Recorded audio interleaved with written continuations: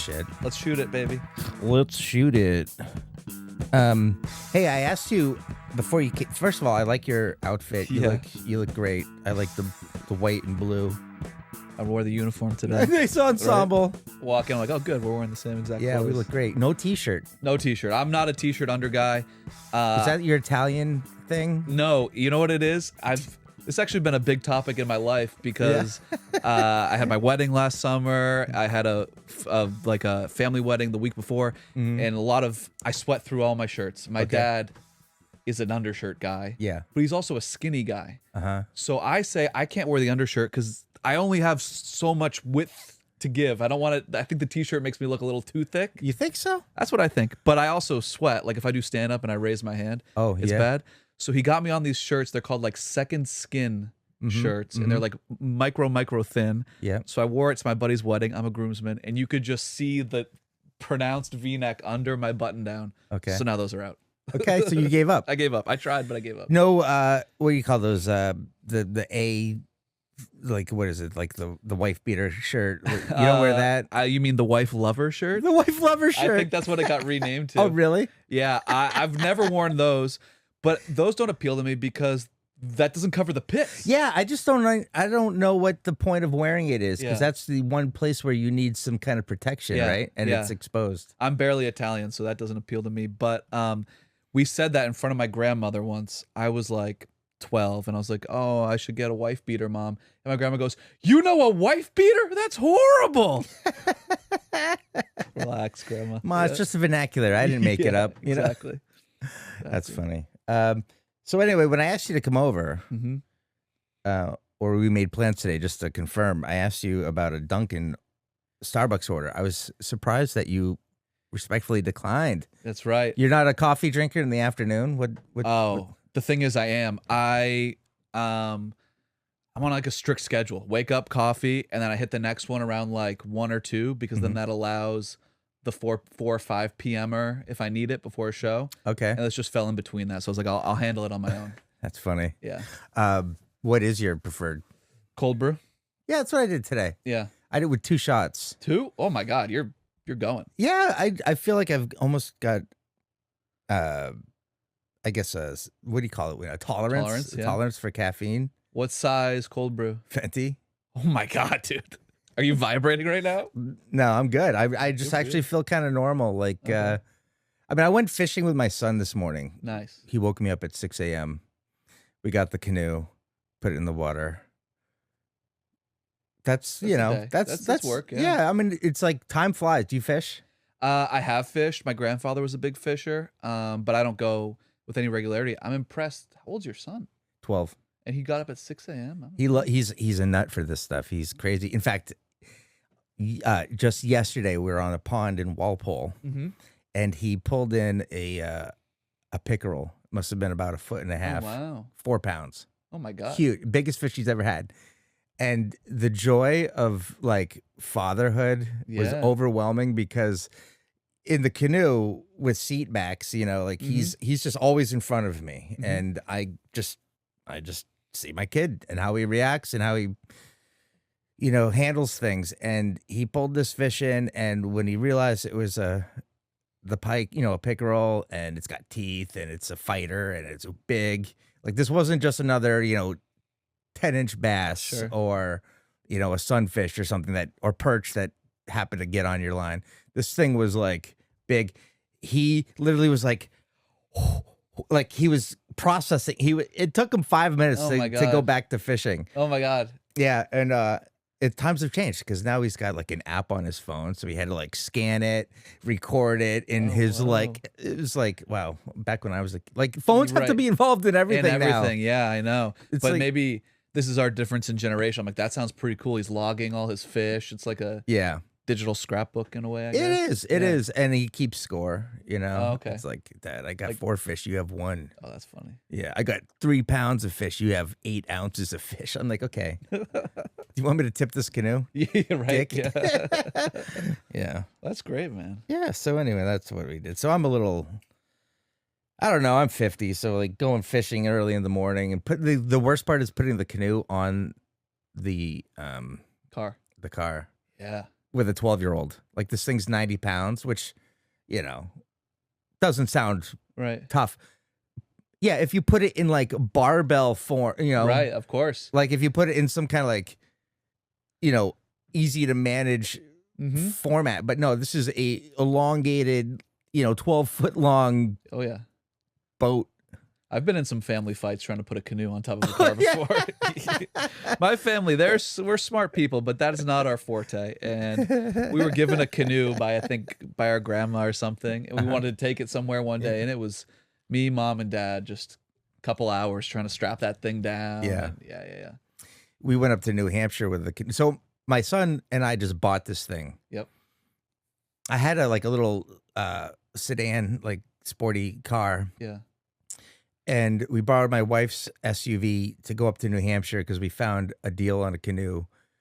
And we went to go buy it on Facebook Marketplace. And then we come back and my wife's like, yeah, okay, so you're not going to keep using my car every time you go fishing. I'm like, well, it's not going on my Audi. Like, that's not practical. What, am I crazy? Yeah. She's like, well, then you need to go get another car. Okay. So in this effort to save money by going on Facebook Marketplace, like I had to like get rid of my car, and now I have a SUV, and it's saved 100 on the canoe, spent 60 on the SUV. I know, it's right? like what 60,000. But it's kind of like a lifestyle change. Like, you know, I miss the car, but this is so much more fun. Like I'm getting out there. You're a family man. Trade the sports car for the. It was impractical. It's like you got 2 kids. Like save it for later. But we've already scratched the roof a couple times, and I'm sure it's like, you know what? They're memories. I don't care. I don't care. It's just a vehicle. You seem like you care. Yeah, I'm kidding. I know. It's like, what do you talk? Okay, so let's talk about some things that you're working on. Sure. For starters, the ADV Show. Yes. You got a podcast, and you're a podcaster. You've kind of, I guess, experimented with them, right? You've had a couple iterations. Sometimes you go solo. Sometimes you have like a guest or as I put it, I've been a part of many podcasts, and I hope to be a part of a successful one day. So, I started with a solo podcast in the pandemic. Me and Will Noonan, fantastic comedian, one of my absolute best friends, had a podcast for a couple years, and then we ended that. And I've been trying to kind of start something up ever since. Will and I tried a virtual pod for a little bit. We didn't really end up releasing anything. We tried it, didn't really work out. And so now I'm going the ADV Show, which is, people think ADV is for my initials, which it is, but okay, so it's just, I'm trying to do something just fun. I sit on my couch, I plan it out, I pull up some clips and whatever. Yeah. Okay. So, do you like doing it by yourself? No. It's a little like I never wanted to do by myself. I never wanted to be like, it's the Rick Fink show. Like it's like I just have this insecurity of looking like a narcissist or someone who thinks he's so funny he should have his own show, and that's not true. So I've always had co-hosts, and then it got to the point where like now we're stand-up Scuttlebutt. You've been on the show twice before. It was Small Town Scuttlebutt, and you would come on when my co-host couldn't make it. Yep. I'm like, I'm going to do a one-on-one or something.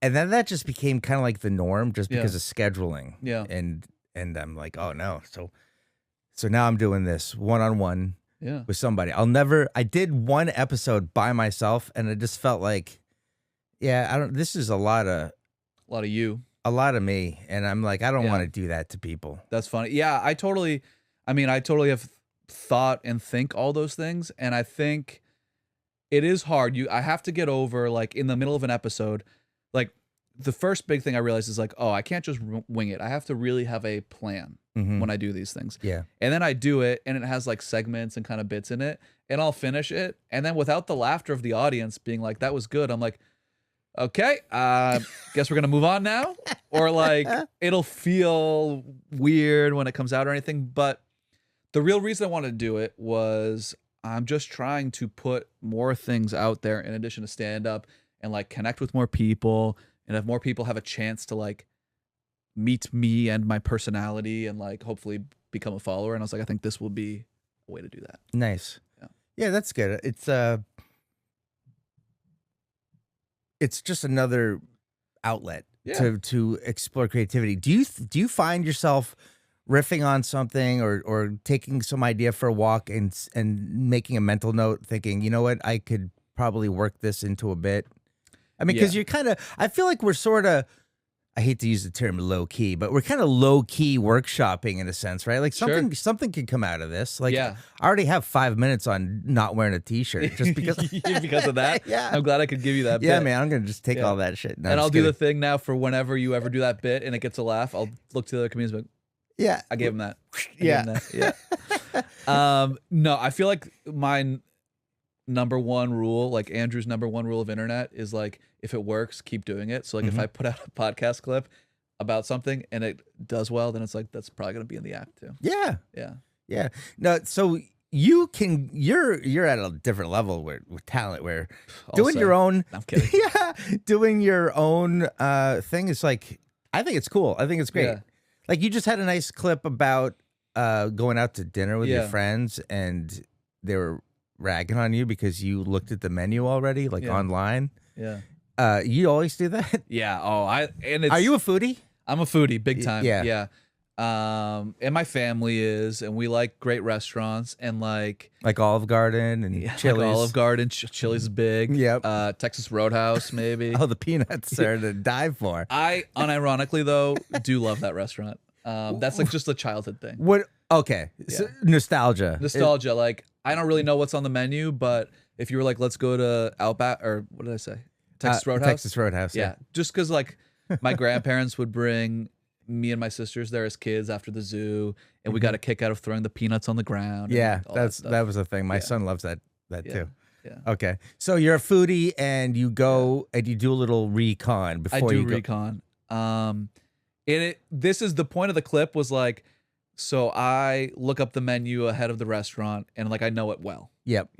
And they were making fun of me, and I was like, I don't know if this is weird or not, because my family is so far off the deep end that looking up the menu is like normal. Like I visit my grandma and she has a binder of all the menus of all the restaurants she likes. Like a tangible binder. Old school. And the reason That's is great. She doesn't want to touch the menus at the restaurant because it has germs, but she's also studying it. Like I said in the clip, but it's like going out to dinner is one event, right? Yeah. For me, studying the menu is a whole nother event and thing I'm going to enjoy. Like I love nerding out on things. Like I have I feel like 6 or so things that I love to get in there about, and food is one of them. So yeah. What is it that you're looking for in the menu? If you're nerding out, you're going, okay, this is a French restaurant or whatever. Sure. It's a tapas restaurant. What are you looking for? Oh, well, appetizers are the most fun. I'm gonna start there. What looks good? What do I want to share? You got to look at it multiple days, because it's like, what looks good to me today? Is anything jumping out tomorrow? How did my mood change? It's like you got to find the average. So like, say today I'm in a fish mood. I don't know what I'm going to be Saturday when we go out to dinner. So let me look at it 3 more times to find an average of my goodness. I mean, I'm kind of kidding, but I'm kind of serious. Yeah, no, I get it. My wife's a foodie, and I asked her before you came over, I said, do you do that? Do you? And she's like, yeah, sometimes. Yeah, well, I've done it. You've done it. But I also I like the element of surprise. Sure. I respect that. And if somebody says, hey, we're going to try this restaurant, I'm like, ooh, cool. Yeah. Like if I don't pick it, like if I have to pick it, then I will. That's when I think I would look at them. Okay. Because I'm like, I don't want to. You don't want to blow it for everybody. I don't want to blow it, right? So I know a little bit about what I'm talking about here, or it's a place I've been to.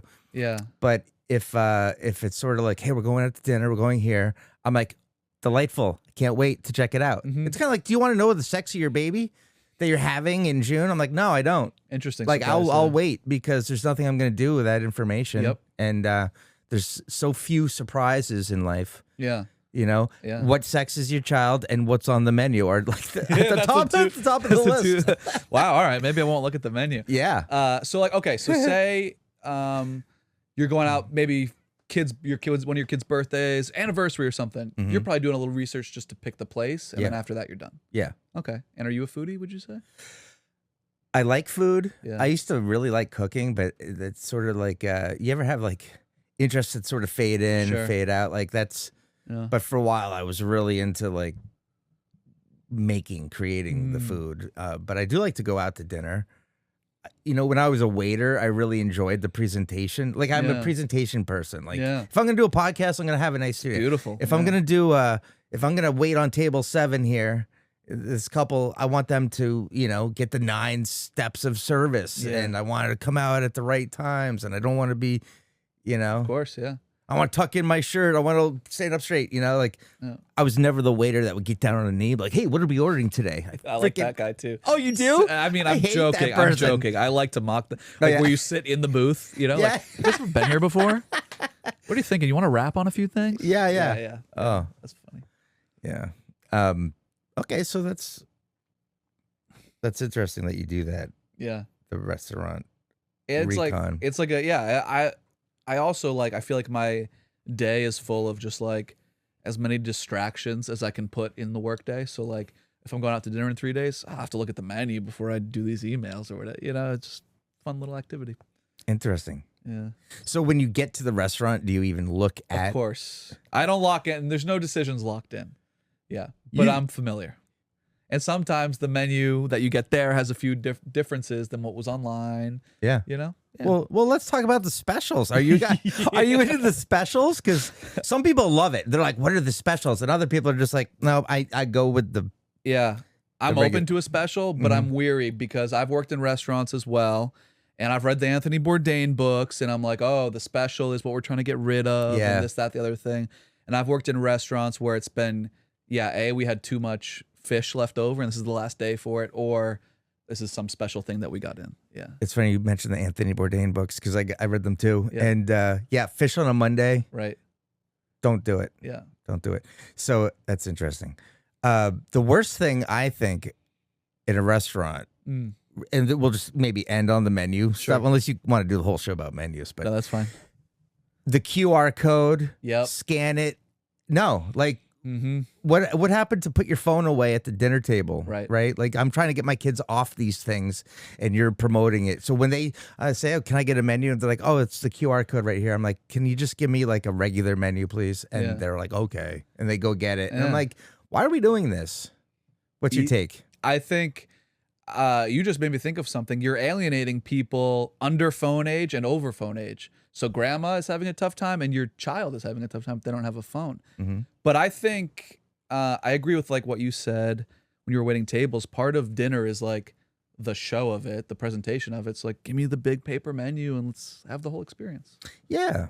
It's just I think I want to flip back and forth. I want to scroll up and down. And I think people learned during COVID what they could get away with and are now getting away with as much as they can. So a lot of businesses, you know? Yeah, right. And I feel like some of that stuff is getting, like, we're stepping back to, like, remember curbside pickup was all the rage? It's kind of a nice courtesy. Just, you know, I'm getting takeout and I don't have to go in. They don't do that anymore. They're like, "No, you can come in and get the stuff at the hosting table." Like, what are you thinking? So my I guess that's all I wanted to talk about regarding menus. Yeah, I think we covered it, really. I think we covered it. That's Menu Talk with Rick and Andy. Yeah. When it comes to your home, good design is about more than how it looks.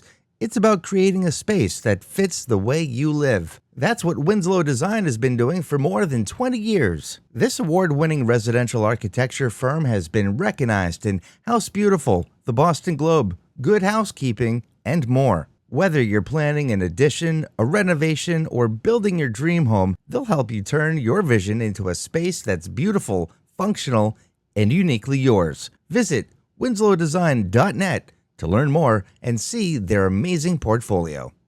How's your summer going? My summer's good. What's I had my anniversary yesterday, 1 year wedding anniversary. Yeah, I saw that. That's good. The picture you posted had a very happy looking wife, all delighted, excited at a dining experience. Yeah, that menu was researched beforehand. Summer's been good. We've been doing like little, I feel like, you know, last year we had the wedding and the honeymoon and everything. This year is like, we're chilling. Little day trips to the beach and things, which are great. I'm trying to play some golf when I can. Are you a golfer? Yeah, kind of. I mean, golf. You do? Like, how often do you go? Not as much. I would like to go once a week, but probably a little less than that. Okay. Yeah. Maybe sneak to the range once as well. Yeah. Oh, the range is the best. Yeah. Like, it's an underrated experience. It's like, okay, you want to play 18? That's a 4-hour day, 5 hours of travel, right? You want to play 9, get off an executive course with some friends or whatever. That's a 2-hour thing. Yep. You want to go, you got 30 minutes, you're running some errands, and you got like a 9 and a wedge in your car. Exactly. Just roll up with your punch card. Exactly. Right? If you go to the regular place and get a bucket of balls. Yeah. You can spend 15 minutes, you can spend 30 minutes. Yeah, that's what I do. There's this place near my house, $13 cash, and it's way too many balls. And I go swing. No one even knows I left the office, and I'm back in there. Yeah, it is great. Fun. Yeah. And it really makes your game better. I mean, think so. it's like it's necessary, really, right? I mean, if you're not practicing, I know. You're like, what are you doing? You just can't show up every other week to a golf course and tee off. Yeah. And think you're going to be Tiger Woods or something. Well, it's so funny because with golf, me and my buddy had this moment. I played baseball in college. He played football. We put in so much work to those sports. Then we start playing golf kind of regularly, and we're upset that we're not playing better. And I'm like, oh, in what world do you think you can just roll up to play a sport with no warm up, no practice, and just be a scratch golfer? I'm like, we're not putting anything into this. So yeah. Been hitting the range. It's been fun. Been frustrating, but it's been fun. And that's what I try to do. Yeah. You know what's funny is we started this topic on your 1-year wedding anniversary, and then I got it to went golf right into real golf. quick. I'll go back to that. Yeah. This is good. So Is your wife? I'm sorry. Is your wife a golfer? No. No. Okay. So she could be though. Yeah. She has potential. She was a big field hockey and lacrosse player. Oh, no kidding. And with the field hockey, she has a very natural golf swing, so she does hit the ball pretty well. Oh, nice. So the other day, we're in the car like 2 weeks before our anniversary, and she goes, "Wow, Andrew, we've almost made it through the first year. That's really great. They say that's the hardest year, I think." Yeah. Like, I don't think they say that at all. Like the first year, they literally say is like the honeymoon phase. Yeah, I hear what you're saying. I mean, I've heard that too. Have you heard that? I've heard the honeymoon phase, like the honeymoon's over, right? Yeah. Like, oh, okay, now I feel like that honeymoon thing is during the dating, the courtship. Sure. Right. Interesting. Like, yeah. You start seeing somebody, you're really excited, and then you start getting to know who the person really is, right? And then it's like, okay, you got to take the wins with the losses. No one's perfect. Well, that's what my wife was saying. About you, yeah. Yeah. Listen, I can't stand this man about 50% of the time. Yeah. And then you get married, and then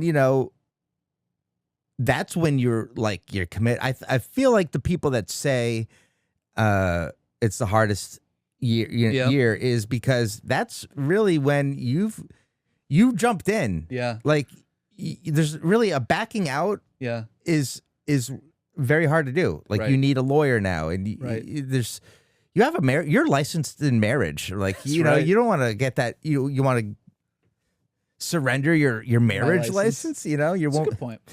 So like I feel there's going to be the sharing of household chores and tasks and expectations. There's all that kind of stuff. There's just the quirks of like sharing your life with someone. Like a lot of people these days live together. Well, so I was about to ask you, did you live together before you were married? Yeah. Okay. How long? We had a very short courtship. Yeah. I'd say about a year. Okay. But we went to preschool together. So. Okay. I mean, we didn't really know that. Yeah. Oh, that's funny. But we went on one date in high school. Oh, okay. Wow. So we were friendly in high school. Yep. And I liked her. And then, we went off to different colleges, and down the road we re-meet. And really just the dating was more like, okay, is Leslie still the same person she was in high school? Because if she was, we're good. Yeah. Or did she get crazy? Or did something? She. It's like you saw the item you wanted to buy online. You went in, held it in your hands in the store, and you're like, "That's the one." Yeah, that's exactly. Very romantic. Yeah. We lived together for, I think, 3 years, including the year we were engaged before we got married. Mm-hmm. And so for me, I think this is more of a my generation thing. Moving in together into an apartment felt like a bigger step than the wedding in a lot of ways, because that was like the first time I was like, we live together now. we are either gonna get married or we're gonna break up in fiery fashion. Yeah, there's really no. There's no other way, really. I guess that's every relationship, but it's like very in your face at that moment, I think. Yeah, there's no sort of. Hey, you know what? The lease is coming up, Andrew, and I was thinking, I like to go in a different direction with my life. Let's go month to month, maybe. Yeah, right. Let's just sign another whole year. I don't know. I'm just gonna move into the other bedroom, and we can sublet with someone. Yeah, right. Yeah, no, that's true. That's true. It's there's really never an amicable breakup when you're living with the person. Maybe there is. I don't know. Like I've had friends who they've broken up and neither could afford to get another place, so they lived together, broken up in like a one bed. Ooh, what? Yeah. So they had the guy was sleeping on the couch, and the girl was in the bedroom. But get up, go to work every day, and you're just there. That's tough. That is a tough stretch of life. I'm like, I don't know how one of them didn't move home. Maybe their job was actually, now I know why. Their job was in the whatever. That's hard. Yeah. That's hard. I would go sleep on a friend's couch. Yeah, tough. I'd be like, hey, I'll buy the groceries. Something, right? I'll make dinner. I just need a couch. Yeah. And we don't need to tell people about the arrangement. Right, exactly. No, I mean, I feel like everyone hits a rough patch in life and you just roll with it. But there's something unhealthy about staying under the same roof with the person that you broke up with. I'm sure. Anyway. Yeah. But anyway, that's not the case with you and your wife. No, you guys are not yet. great. Where'd you guys meet? Working at a restaurant. I had just started comedy. I've been a couple years into comedy, and she. Oops, that's unprofessional. Oh, Mr. Important here. It's my mother. Is it really? Yeah. You want to take the call? Sure. You want to? Yeah, go for it. Hey. Mom, before you say anything, we're on a podcast with a comedian named Rick Fink, so you've been warned. Are you confused? All right. Well, you can call me back. Is there anything you wanted to say? I'm just calling you back. Oh, yeah. Okay. We'll talk later then. Okay, bye. Can I tell him the story about the mouse? Sure. Okay. Bye-bye. Bye. I have a story for you after this. Yeah. What were we talking about? That's great. So it sounded like she's just your mom's calling you back. That's right. What'd you call your mom for? Weekend plans. We're visiting my grandparents this weekend. You still have grandparents. I still have grandparents. I have Good for you. 2 grandmas, just the females. The men are dead. Yeah, that's what usually happens. Yeah. Good runs though. I mean, I'm 31, so I've been lucky to have 31 years of grandparents. Yep. But yeah, grandma on my mom's side is low 90s, and we're going to play golf this weekend in upstate New York. No kidding. Yeah. Wow. Yeah. Mrs. Havocamp from Caddyshack, you remember? Exactly. Whoa. You really knocked the crap out of that one. Yeah, she's still pretty. She plays, I think, once a week with her friends. So. What's her handicap? 58. I don't know. What does she hit from? Like the fringe? Yeah, right. Like they put a tee in the fairway for her. I haven't played with her in probably 10 years, but 10 years ago, just the regular, so low 80s. She was playing from the regular. Old people tees. Yeah. Wow. Grandma's got it going on. Low 80s, 18. She probably only plays 9. Yeah. Okay. Right. And takes a cart. So. But she like a driving cart. Yeah. Okay. Yeah. Not like a push or a pull cart. No. Yeah. That would be incredible. We make her carry her bag for longevity. We think it builds strength. Yeah, just imagine strap this thing on. Come on. She's like this tall. Yeah. It doesn't help the osteoporosis. Met my wife at a restaurant. She was in between college and grad school, and we only worked together for one day in the summer.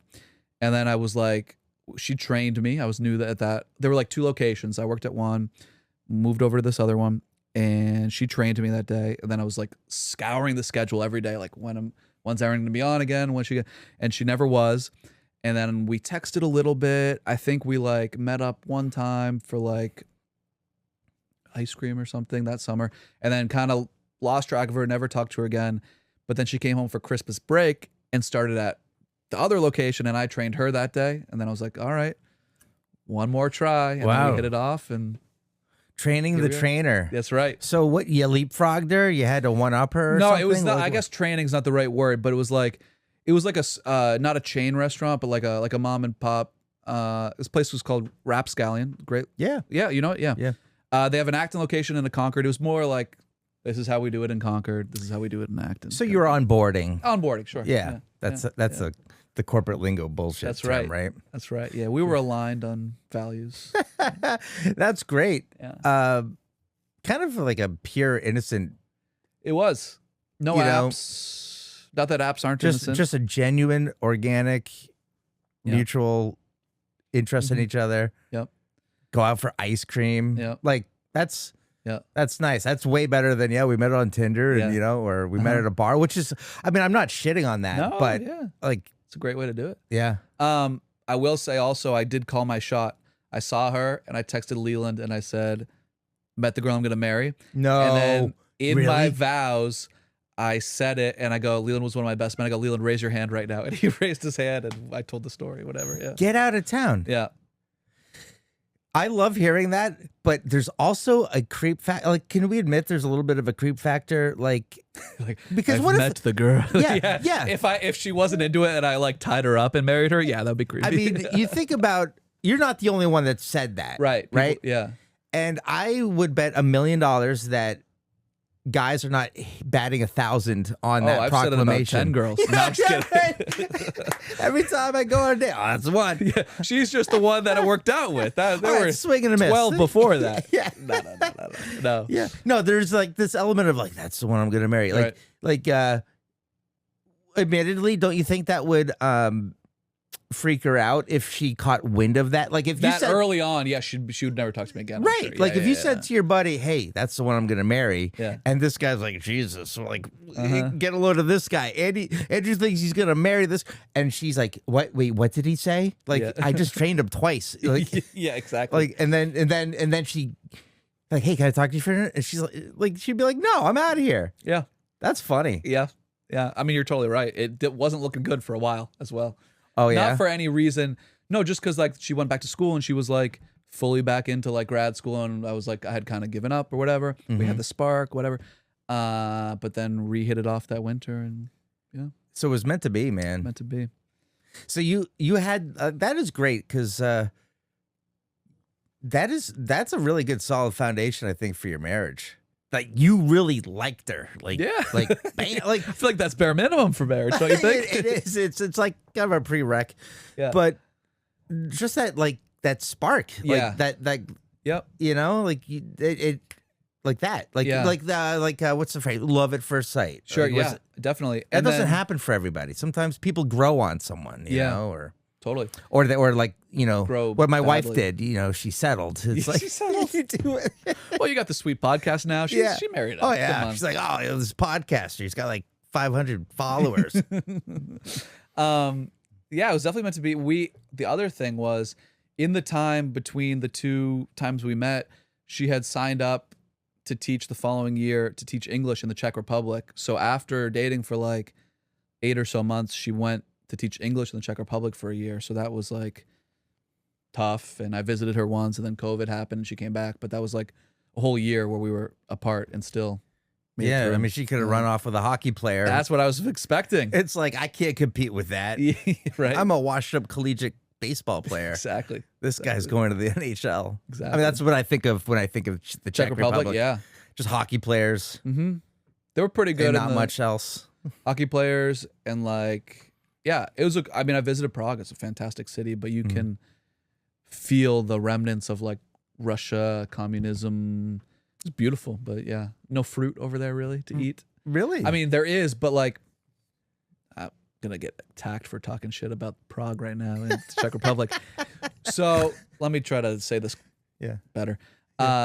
She stayed with a host family, and they were fantastic. Okay. Yep. And but it's interesting. Their like food and their cuisine and their culture, I think, has to have been affected by like communism things, because it's not a lot of like fresh foods, and they would make us really delicious things, but it was like meat in sauce and beer that they didn't refrigerate just because that's their preference. Things like that. It's different. Interesting. Yeah.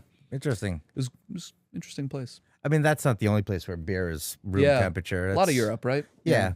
I feel like we're maybe divas when it comes know. to, like, I needed Ice. I'm a big- 34 degrees, you know. Or, I do. I need it. I'm a beer in the freezer before I'm gonna drink it guy. Yeah, I don't drink anymore, but I remember when the Coors aluminum bottles would come out, and if they were sitting in like a tub of ice cubes, ice water, Yeah. that was a cold, crisp beer. Uh-huh. Like wow, this is a different experience. Yeah. That's where you're at. That's what I prefer.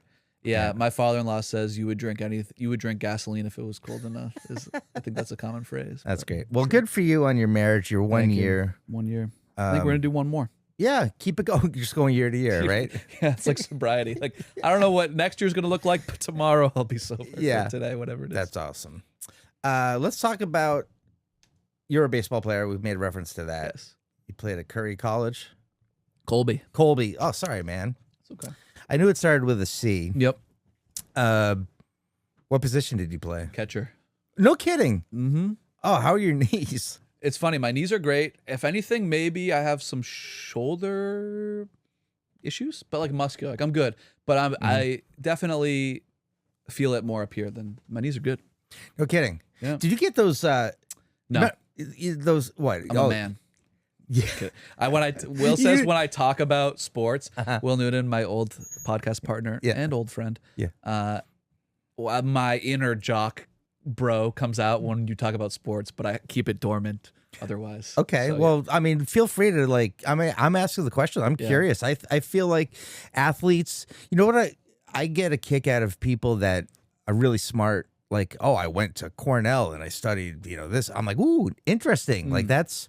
I'm intrigued. Like you're kind of you're at a higher level intellectually, and same with athletes. It's like, wow, you have coordination and strength and like an intelligence to compete physically against other people and do well. Like that's not your everyday thing that someone can just pick up. You have to either sort of have a natural gift and work on it, or like definitely, I'll take it. Yeah. I think a lot of the best. You see a lot of quotes from like the most elite athletes that talk about it's like you gotta have that core athleticism, and then it's the ones who like work hard and that can really separate, right? Yeah. It comes from inquiry or interest. Like my son, he's going to be a great at fishing because I told you earlier, his mind was blown and he was almost shaking with excitement and joy of having that fish and pulling it into the boat and that accomplishment. And I just thought to myself, this kid is never going to give this up. Like this is something we need to now. Looks like I'm gonna be spending a lot of time in this canoe now. Yeah, glued to that canoe. Yeah, but that's great to find something to be passionate about, and then it's like a whole cycle, right? You love it, so you do it more. You get better at it. You probably love it more. Yeah. So how did you get into baseball? Just like any other kid, it was like I played. We were a sports family. Played soccer and t-ball, and then early on, I definitely loved it and was good at it early on, and then kind of felt like it was like my thing for a long time, which I think at times was maybe not the healthiest, because like it was my thing in the sense that I was like great at it and I loved it, but it wasn't like my career, or it should not have been my whole identity, but I kind of in the back of my head thought it could be and would be. But it got me into a great school, Colby College, that I would have never gone to otherwise, and I would have never been a comedian and all these other things. You got a scholarship. Not a scholarship, but because it's Division III, but like help and admissions. Like I would not have qualified based on my grades. Sure, you had something to offer. Yeah. The ADV package included some physical accomplishments. Yeah. Well, how was your batting? Like when you say you were good at it, was it defense? Was it offense? Both, a little bit of both. In college, definitely defense. High school and my early grades, hitting. Like I think I hit. Talk about my high school stats real quick. Like, yeah, let's go do it. Handful of home. I think I might have led the league in batting average in my senior year. No kidding. Yeah. Really? Yeah. But the thing is, I was like, you're a slugger. You're a baseball guy, so you're gonna get this. I was good playing worse competition. Like I could in high school, I could get away with swinging at every pitch like it was gonna be a fastball, and there were gonna be enough fastballs that I could get a hit. And then things evened out a little more in college, and I was still a good hitter, like high. I don't know, probably batted like 280 or something. But as the challenge rose, it got harder and things. Yeah. My baseball days ended like before Babe Ruth. Because that's when the ball started moving. You know, like it's coming in at my shoulder. Yeah. And I would pull back and it just drops. It's like strike. And I'm like, I look like I can't do this. Oh, we've all been there. The ball that you think is going to hit you in the ear and then it goes down the middle. Yeah. And it's like strike. And you're like, you came out of the box and people are like, what's the deal, dude? It's like, I had a friend that was a pitcher. He's like the great pitcher. He was the guy that was getting a lot of movement on the ball on our team. Yep.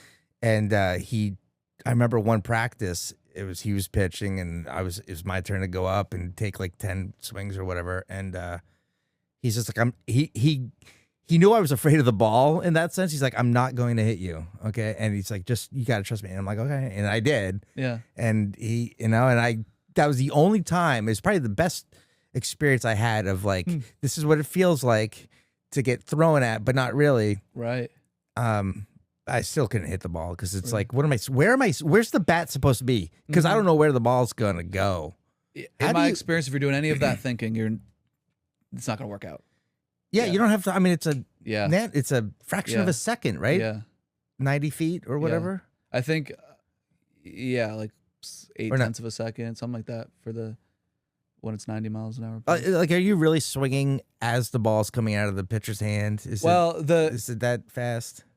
The league I was in, it was a lot of like mid 80s to upper 80s speed. So, but the biggest thing when they talk about that is it's like the best players can identify what the pitch is earlier than everyone else. So like the biggest difference between being a great hitter or not is like if you can tell that it's going to be a curveball or a fastball like right as it's out of the pitcher's hand, that gives you all the advantage. You have to make a decision like that at the major leagues to have a chance to hit the ball. So some days and some pitchers, I could pick it up way easier than others, and those are the days you can like. So is that what you call tipping a pitch? Like, oh, when the guy does this thing? That is like before they even start pitching. So it's like if I dig in like this, every time I do that, it's gonna be a curveball or something. Now the days when you figure that out, that is a fun day to be on the baseball field. Oh, at 3 for 4. Exactly. Right? Triple, 2 doubles. Exactly. Like one day in Florida, I remember it might have been my freshman year. I was DHing, and this is like a pretty common thing. Every team does it. Like 3 kids that are not going to play that day, maybe they're pitchers, whatever, just stare at the coach giving signs and see if they can learn something. And we figured it out. Ooh. And then we had a code. And then it was like, if I say your first name, it's going to be a fastball. If I say your last name, it's going to be a curveball. And I think I got, a couple hits that day just because you know it's coming. No kidding. Yeah. Good for you. That's great. That sort of stuff happens like a lot more, I think, than people think. Do you miss it?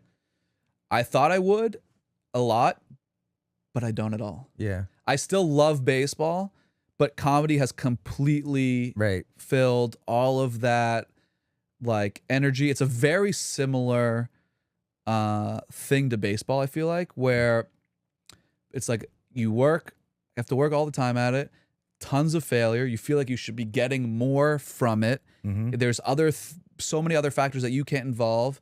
For baseball, it's like the other pitcher, the umpire, the weather, things like that. For comedy, it's like the audience. Can you get on a show? I don't know. So many factors. The room itself, the guy before you, the day of the week, all these things. Yeah. So, anyways, it feels like a very similar thing. Yeah. Well, that's it. So you have a lot of transferable skills from the baseball field onto the stage. I think so. No, I agree with that. You're a performer. You're out there. You're totally doing your thing, and you're vulnerable because it's like if I strike out, there's no one else I can blame. If I bomb 100%. Tonight, there's no one else I can blame. It's not like I had a team of writers or totally. It's all you. Yeah, right? Sports are kind of performing in front of your first audience if you're a performer, right? Yeah, true. Yeah. And they're both like, they have that marathon aspect. Like a baseball season is long. You prepare for the baseball season for months beforehand. Same thing with comedy. It's like you go weeks and months, maybe between really big gigs, just grinding at open mics and bar shows and like these experiences that, you're getting better, but there's no payoff for so long. Right. You know? Right. So it's like that baseball's helped me with those weeks where like, even if I'm like, okay, I'm doing really well right now in this year of comedy for me. I like still remember that, okay, there's going to be a month where like nothing cool happens and it just feels like very grindy and not flashy, but like you get better and you'll get that payoff. Yeah. Down the line. You got to have that stick-to-itiveness, right? Yeah, like I think that's where people quit. Sure. Right? All right, segue. People that aren't quitting, the Boston Red Sox. Yes. What I honestly thought these were the biggest losers, and get rid of ownership, sell the team. Yes. The stupid GM is an idiot. He doesn't know anything. These players have no heart. There's no star power. And now they are crushing it. They are. What's your take here? I am on record having texted many friends saying if the Red Sox won this series, which they did against the Tampa Bay Rays at home, I am devoting my entire life to the Boston Red Sox. And I'm back, baby. I'm back. Really? Beginning of the season, I was all in till probably sometime in June. Yeah. Then I was like, all right, for my you lasted a long time. I lasted a long time. You're one of the last holdouts, I'd say. Yep. And I listen to sports radio a little bit, and I do the clips, so I was radicalized there for a little. You know how they they're like totally. They'll be like, Roman Anthony is ruining this team, such and I'll like say that to my friends and all that. Yeah. But I tuned out, and I'm back, baby. I'm back. I think the pitching was always good, which was exciting. Yes, I was also really hard on Breslow. And I was definitely in on the John Henry, which I'm not totally saying I'm against. Like, I felt like he needed to spend more money and show something to the fans that he cares. Sure. Yeah. So what do you think they're going to do now? Are they going to buy? Are they going to go for it? Are they going to be like, I mean, they got 13 wins in a row. I know. One away from an 80-year record. Yeah. They're in the playoffs if it were to start now. The AL is bad this year, which helps them. It's a down year, they say. It's a down year. I think they're going to be like small buyers. Like, I think that maybe we'll get like a Francisco Lindor or something, which I'd be happy Well, I hope they don't, because I'm a Mets fan. Oh, you're a Mets fan. I forgot. Yeah. Francisco says he's not going anywhere. Does he? Yeah. Okay. Yeah. One more great bat would be exciting. Yeah. Veteran power. Sure. Someone that can just be cool in the locker room. Yes, not someone that we have a feeling about. I want someone, and maybe, I mean, people on the radio were saying that they think Breslow knows his job is on the line, so he's going to buy. Yeah. But now, knowing them, they're going to do something or nothing and be like, we have the right team right now, you know? I hate it when teams do that. They like, we're stand pat, because it feels like a cop out. Totally. It feels like strap on a pair, man. Yeah. Like, let's like do something. Yeah. Like, make a move. They cannot. If they sell, I will be pissed and I will probably be out again. I don't think they could justify it at this point. I think they would get crucified. Well, we're talking about the Boston Red Sox here and the potential for disappointment. I mean, like, well, you know it well, the Mets. Yeah. Too, Well, yeah, sure. And I became a Mets fan out of jest, basically, because my grandfather from, in New York was a Mets fan. Okay. And, they were the lovable losers, like the amazing Mets. There's nothing amazing about them. Yeah. They're not the New York Jets, but they are not a historic franchise, like with a lot of allure. Like, well, when was that World Series? Was that about 10 years ago that you guys won? Yeah, against the Kansas City Royals. Yeah, that was a while ago. Fun. I think I was in college. I watched that with some friends. Yeah, Kansas City Royals. I mean, right? They're not. Who's ever gonna make? How do they even make the World Series anyway? That's a whole other conversation. Yeah. But have you seen the clip? This was pretty viral. You've probably seen it, where it was like this kid about my age outside the Mets Stadium, Citi Field. And they ask him, hey, what's the best part about being a Mets fan? And he goes, probably all the character you build watching them lose over and over and over again. That's great. Yeah. That's like the one, did you see the exit interview with like this 13-year-old boy leaving a Jets game, and he's just like, I just hate this team. I hate this team so much. That. I was born into this. Like, he's just the poor kid. He's like miserable. So funny. And it's like, yeah, dude, I would jump ship. There's no reason to be a Jets fan. But interesting. Anyway, what is your prediction for the Boston Red Sox in 2026? I mean, yeah, they're riding high now. they've shown you what they can be. They've shown you what they've been. There's volatility here. Where's it gonna wind up? They're gonna win the division. They're gonna win it. They're gonna win the division. They're going to really not necessarily the American League, but they're gonna win their division. I think the Yankees are gonna fall off. I think they've shown you what they can do against Tampa Bay, the first place team, and they're gonna roll through 2 series, Baltimore and Toronto this week. They're gonna win the division. You know, if I was a really good podcaster, I would mark this moment and then have you come back on in October and go, explain yourself. Yeah. They came in fourth. That podcast could either go really well for me or really bad. If they win, I hope everyone sees this. Yeah. And if they lose, when you post it, I'm gonna report this as spam or something. Yep. Hate speech. Yeah. Hate speech. No, I think they could do it. I think that's great. If I could inform something from my Division III baseball days, I think professional, especially like high level athletes, so much of it is the vibe of the clubhouse and how everyone is feeling, and the mental aspect can be so powerful. And right now they're rolling. And a lot of people say it's because Marcelo Meyer and Anthony are out of the clubhouse. I don't buy that, but whatever's going on right now is working. I think they're going to ride it a little while longer. All right. I just hope they don't find a way to mess it up. You know, like sometimes they get in their own way. Of course. You know, like addition by subtraction. Sometimes it's the opposite with them. Like you didn't make a move, or you bought, but you got you just bought like the cancer in the locker room or something. Like that was a bad. Right. You know, the head scratcher kind of move. Like the Red Sox are prone to this. And I mean, I'm a Red Sox fan too. I like the Mets, but I also I got a National League team and an American League team, you know? Perfect, yeah. And I like the Red Sox. I just, I'm old enough to know that I can get hurt. Sure. You know, I'm old enough to know we can get hurt. It's like, I don't want to go out with her again. You know, it didn't work out the first time, you know, that kind of deal. Yeah. I agree. All right. Okay. Well, let's wrap it up by just, is there anything else you want? Like, did we cover everything that's on your mind? I'd say so. You care about? Yeah. Plug something. What's going on? I saw you got the Hampton Beach Comedy Festival. Yes. That looks like a nice lineup. It's a great lineup. Hampton Beach Comedy Festival. I'm on Friday, August 21st. And it goes Wednesday through Sunday, like a handful of comedians every night, hosted by Jimmy Dunn. And it's right on Hampton Beach, across the street from the beach. It's an outdoor show, but I always say it feels like an indoor show. They've built a great stage there, and it's kind of contained with these courtyard walls and everything. And it's a lot of fun. That's cool. Good for you. What else you got going on? Anything? Follow me on Instagram. I'm posting like crazy, getting my follows up. Andrew Della Volpe, my podcast, The ADV Show. And I am doing a bunch more gigs that I'm going to be headlining in the fall, and keep an eye out for that. All right, cool. Well, thanks for coming in, man. Yeah, this is your 3rd time on. That's right. I'm a veteran of the podcast now. So yeah, you're kind of like a big deal. First time is stand-up scuttlebutt. That's right. And congrats on the new podcast, the new setup. I love refresh. You like it? The refresh is great. Oh my God. Yeah.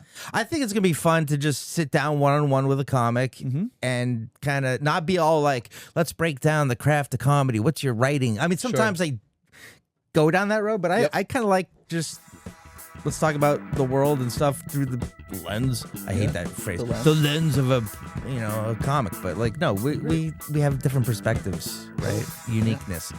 All right. Well, hey guys, thanks for watching or listening, whatever format you prefer. For ADV, Andrew Della Volpe, I'm Rick Fink. This is Stand Up Scuttlebutt. We'll see you next week.